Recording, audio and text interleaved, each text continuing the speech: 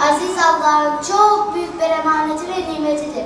Zamanı gelince Rabbim size kıymetini bildin mi, emanetime sahip çıktın mı diye soracak. Biz daha çok küçüğüz. Doğruyu yanlıştan bilmiyoruz ki siz öğreteceksiniz.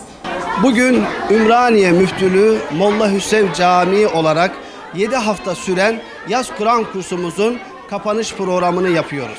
Bu bir kapanış değil, bilakis güzel bir açılış olacak inşallah. Gençlerimiz peygamber reyhanları, onlar geleceğimizin ümidi. Onlara camilerimiz, gençlik merkezlerimiz, Kur'an kurslarımız her zaman açık. Rabbim bizleri onlardan, onları bizlerden ayırmasın inşallah. Yaşarken kalbimizi, ölünce kabrimizi de Kur'an'ın nurundan ayırmasın. Gençler bizim geleceğimiz.